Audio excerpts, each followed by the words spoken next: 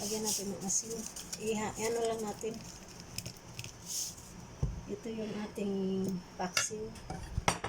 Ito yung luya. Lagyan natin yung luya dyan. May bombay.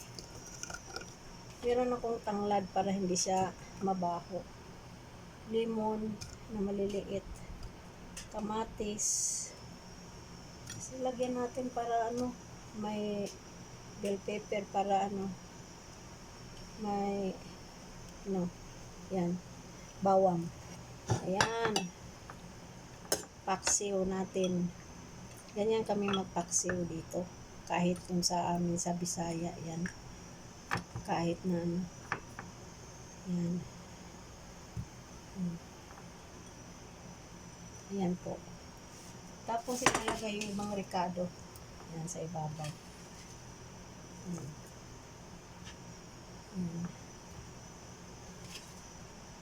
Tapos lagyan ng asin.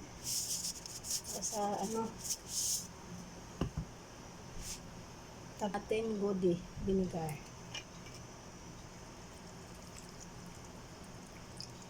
Yan. Lagyan natin ng black pepper na dinokdok. Kaya ayoko ng powder. Masarap. Yan po, lahat na yan.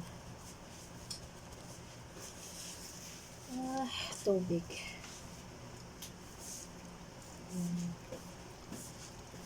Ayan, isang basong tubig. Isalang na natin ito. Ayan po ang sinalang na.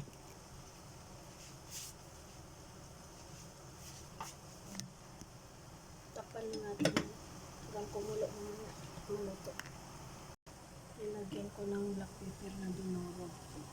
Tsaka asin ng konti para may alat na sa taas.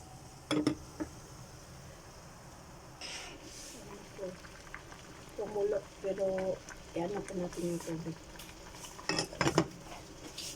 So, lagyan ng talong na wala sa loob.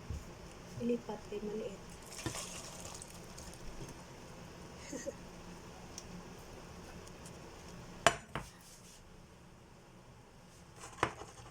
Yan na po. Balik natin dito. Ayan, dyan may talong sa ilalim kasi maliit yung kaldero. Kaya nilipat sa ibang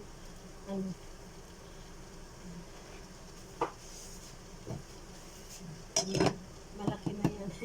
Maliit yung isa, hindi magkasya. Ayan natin yung sili para mamagat. Ayan.